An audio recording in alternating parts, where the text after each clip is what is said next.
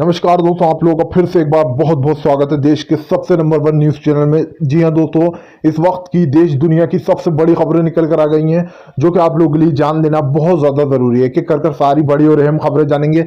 सबसे पहले जो बड़ी खबर निकल कर आ रही है, आप लोगों को बता दें फिर से एक बार, मोदी सरकार मासूम गरीब लोगों का चूस रही है खून। जी हाँ, दरअसल यहाँ पर बताया जा रहा था कि ट्रेन का किराया नहीं लिया जाएगा, लेकिन लगातार ऐसे केस सामने आ रहे हैं जहां पर टिकट बताते हुए बताया जा रहा है कि हमसे किराया लिया जा रहा है। दूसरी बड़ी खबर में जानेंगे किस तरीके से अर्नब गोस्वामी पर कसा है मुंबई पुलिस का शिकंजा। जी हां, हिंदू मुसलमान करने के चक्कर में अर्नब गोस्वामी फंसा बुरी तरीके से। एक और एफआईआर हुई है अर्नब गोस्वामी के खिलाफ दर्ज। दरअसल आप लोग बताया जिस तरीके से टिप्पणी दी थी उसको लेकर अर्नब गोस्वामी पर मुसीबतों का शिकंजा अलग ही कसता हुआ नजर आ रहा है। तीसरी सबसे बड़ी और अहम खबर में जानेंगे किस तरीके से पीपी किट को लेकर डॉक्टरों ने बोली हड़ताल। जी हां, बीजेपी के सभी नेताओं और पीएम मोदी पर बोला है हमला, कहा है पीपी किट नहीं दोगे तो ये धरना खत्म नहीं होने वाला है। चौथी बड़ी और बिग ब्रेकिंग न्यूज में जानेंगे, आप लोगों को बता दें राहुल गांधी ने गरीब और मासूम लोगों के लिए निकाली बड़ी योजना। जी हां, दरअसल आप लोगों को बता दें राहुल गांधी ने 12 से 15 जो है यहाँ पर सरकार को कुछ बातें बताई हैं जिसमें मासूम लोगों को राशन कार्ड देने के साथ साथ कैश भी देने की बात की गई है। उसके बारे में विस्तार से आप लोगों को बताएंगे। छठी बड़ी खबर में जानेंगे किस तरीके से कोरोना वायरस का जो कहर है लगातार हमारे इंडिया में बढ़ता जा रहा है। सातवीं बिग ब्रेकिंग निकल कर आ रही है जो कि यहाँ पर दारू के ठोकों को खोलने को आप लोगों को बता दें दिल्ली में जिस तरीके से दारू बेची जा रही है उसको लेकर भी प्रशासन ने उठाए हैं सवाल। चलिए खैर एक एक कर सारी अहम खबरों की ओर बढ़ते हैं। तो सबसे पहली जो बिग ब्रेकिंग निकल कर आ रही है आप लोगों को बता दें यहाँ पर मासूम लोगों को लूटने का काम कर रही है मोदी सरकार। जी हां, जहां पर एक तरफ श्रमिक लोगों के लिए जो ट्रेन चलाई गई थी, कहा गया था कि इसमें सभी मासूम लोगों को अपने अपने घर भेजा जाएगा, इसमें कोई भी किराया नहीं लेने की जरूरत है। वहीं पर आप लोगों को बता दें मजदूरों ने बताया अपना कार्ड जहां पर टिकट जिसमें साफ साफ पैसे लिए जा रहे हैं उनसे। ऐसे में यहाँ पर जब हम सरकार से बात हुई, सरकार से पूछा गया तो सरकार इस बात को साफ से नकार रही। जी हाँ, सरकार कह रही है कि हमने कोई भी टिकट का पैसा नहीं मांगा है किसी से। दरअसल यहाँ पर आप लोगों को बता दें जिस तरीके से यहाँ पर डबल षड्यंत्र रचा गया मासूम और गरीब मजदूर लोगों को लेकर, ये बहुत ही बुरी बात है जिस तरीके से उनसे किराया लिया जा रहा है। दूसरी तरफ बताया जा रहा है कि ट्रेन एकदम बिल्कुल फ्री चल रही है।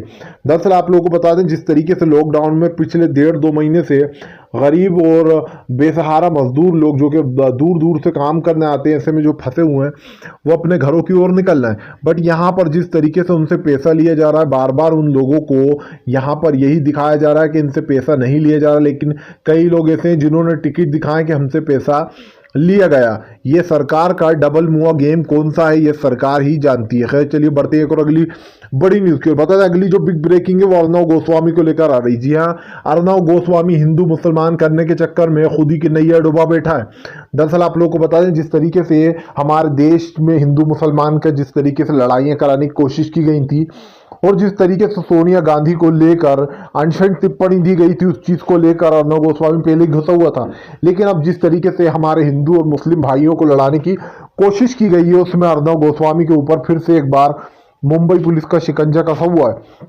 अब ऐसे में अर्नब गोस्वामी के लिए एक और मुसीबत खड़ी हो गई जहां पर अर्नब गोस्वामी के खिलाफ एक और एफआईआर दर्ज कर ली गई है। दरअसल आप लोगों को बता दें कि अर्नब गोस्वामी ने अपने चैनल पर आर इंडिया पे बहुत ऐसे सीन बताए जहां पर उन्होंने बार बार हिंदू मुसलमानों की बात की है। जहां पर एक समुदाय को उन्होंने घेरने की कोशिश की। सोनिया गांधी से उन्होंने कहा था कि जब तबरेज अंसारी की मरा था तब तो तू बहुत बोल रही थी, यही लैंग्वेज में बात की थी। और उसके बाद उसने बहुत ज़्यादा बुरी लैंग्वेज में बात की थी उन्होंने सोनिया गांधी के बारे में, जो कि काफ़ी ज़्यादा एल्डर है। ऐसे में कोई पत्रकार ऐसे कैसे बात कर सकता है, लोगों ने ये सवाल भी उठाए थे। जहां पर अर्नब गोस्वामी के ऊपर 110 से भी ज़्यादा एफआईआर दर्ज हो चुकी थी। अब ऐसे में एक और एफआईआर दर्ज कर ली गई है और अर्नब गोस्वामी के ऊपर जो है बुरी तरीके से कानूनी शिकंजा कस चुका है। चलिए खैर बढ़ते हैं एक और अगली बड़ी न्यूज़ की ओर। बता दें अगली जो बिग ब्रेकिंग निकल कर आ रही है वो राहुल गांधी को लेकर आ रही। जी हाँ, राहुल गांधी ने दिए हैं केंद्र सरकार को सुझाव। दरअसल आप लोगों को बता दें राहुल गांधी ने यहाँ पर कम से कम 1 घंटे तक वीडियो कॉलिंग पे बात की है। जी हाँ, आप लोगों को बता दें यहाँ पर जिस तरीके से यहाँ पर अभिजीत भट्टाचार्य जी जो हैं उनके साथ राहुल गांधी की पूरे 1 घंटे वीडियो कॉन्फ्रेंस हुई है।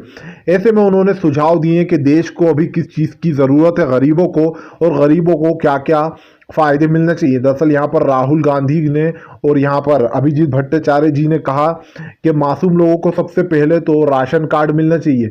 इस स्थिति में जिस तरीके से वो लोग परेशान हो रहा है, हर एक इंसान के पास एक राशन कार्ड होना चाहिए और गरीब लोगों को कैश भी देना चाहिए। उस राशन कार्ड से वो गल्ला भी ले पाएँ, खाने पीने का सामान, और उनको उस राशन कार्ड से पैसा भी मिल पाए। आप लोगों को बता दें, यहाँ पर अभिजीत भट्टाचार्य ने काफ़ी देर तक राहुल गांधी से इस विषय में बात की। जिस तरीके से देश में हालात हो रखे हैं, जिस तरीके से गरीबी फैली हुई है, उसमें उन्होंने और भी सुझाव दिए। उन्होंने कहा कि मोदी सरकार, जो भी सरकार है, उनको गरीब लोगों के पैसे बढ़ा देना चाहिए। जिस तरीके से वो लोग परेशान हो रहे हैं, जिस तरीके से मासूम लोगों को पास एक एक पैसे की किल्लत हो रही है, इसको लेकर सरकार को बड़ा फैसला लेना चाहिए।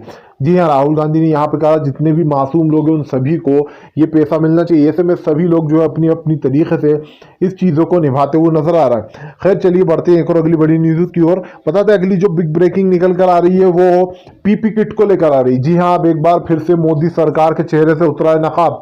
दरअसल यहाँ पर भाजपाइयों ने बिल्कुल इतिहास रच दिया है कि डॉक्टरों को बिल्कुल भी सेफ्टी नहीं देना है। आप लोगों को बताएं, यहाँ पर GMMI यानी कि यहाँ पर जिस तरीके से पीपी किट का इस्तेमाल की सबसे ज़्यादा ज़रूरत है अभी इस वक्त डॉक्टरों को, लेकिन डॉक्टरों को पीपी किट जो है अवेलेबल नहीं कराई जा रही। इस पे लेकर डॉक्टरों ने बड़ा विवाद खड़ा कर दिया। दरअसल आप लोगों को बता दें, सभी डॉक्टरों को कहना है कि अगर हमें पीपी किट नहीं दी गई तो हम भी जो है यहाँ पर इलाज नहीं करेंगे, और ज़बरदस्त तरीके से धरने पर बैठ गए।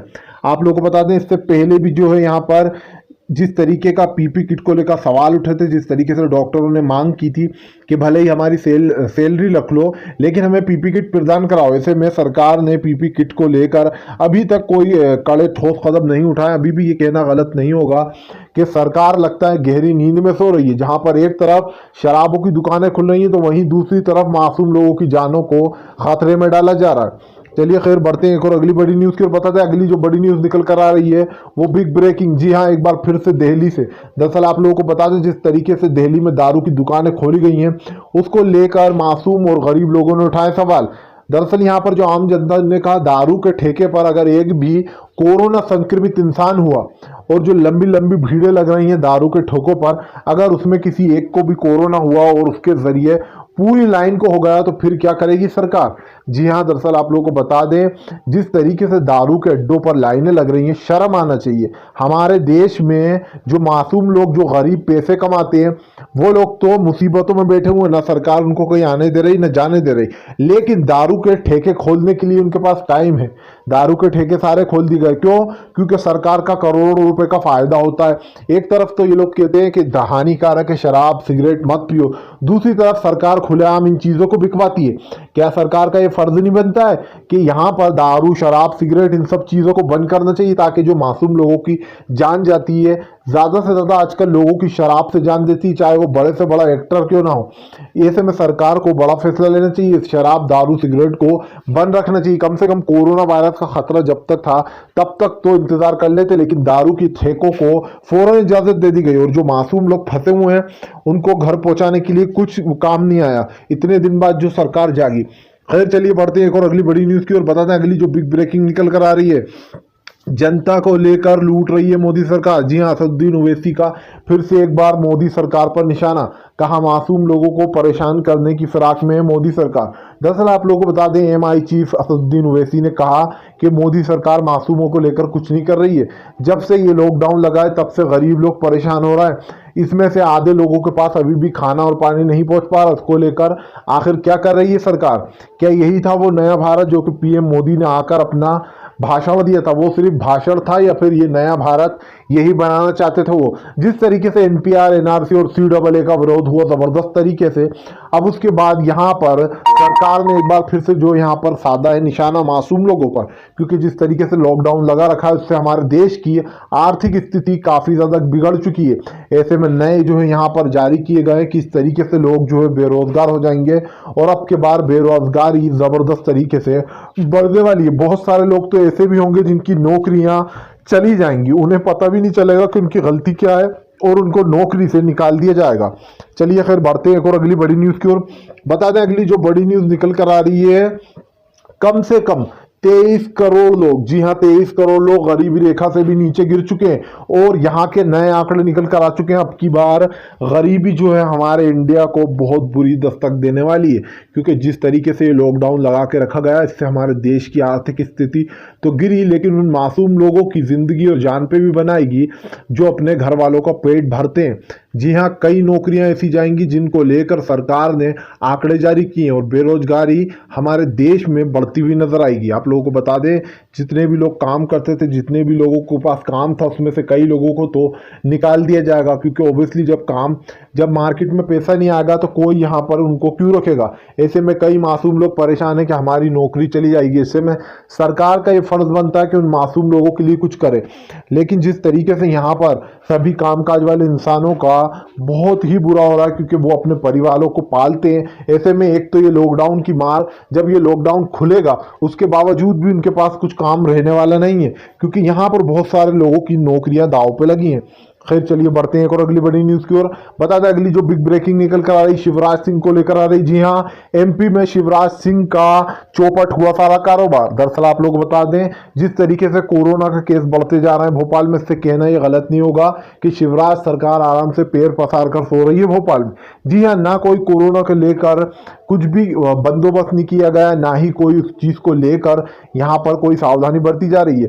ऐसे में लॉकडाउन लगाया गया है और उस लॉकडाउन को बढ़ाया जा रहा है। ना ही भोपाल में कोई दुकानें खुली है, ना ही आसपास के जिलों में दुकानें खोलने दी गई हैं, क्योंकि शिवराज सिंह के पास कुछ भी तैयारी नहीं है। अगर एक बार मैं बात करूं केजरीवाल की, तो केजरीवाल के पास पूरी तैयारी थी, तो आखिर शिवराज सिंह क्यों तैयारी कर नहीं रख सकते थे।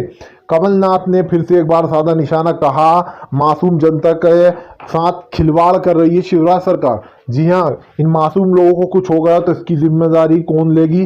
कमलनाथ जी ने फिर से एक बार कहा है।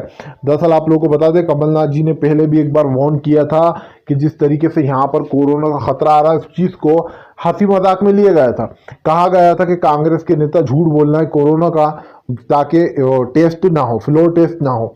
ऐसे में यहाँ पर मोदी सरकार ने जिस तरीके से षड्यंत्र रचा था और जिस तरीके से भोपाल की सरकार गिराई है, उसको लेकर जनता पहले ही भड़की हुई थी। अब कहना गलत नहीं होगा, जनता इस बार बहुत ही बुरा बदला निकालने वाली है। चलिए, ऐसे में आप लोग क्या कहना चाहते हैं, आपकी क्या राय है, नीचे कमेंट सेक्शन में कमेंट करके जाइए। वीडियो को लाइक नहीं करा तो अभी करिए। चैनल पर पहली बार आए हो तो गोदी मीडिया से बच के रहो। इस चैनल को ज़्यादा से ज़्यादा सब्सक्राइब करो, शेयर करो अपने दोस्तों के साथ।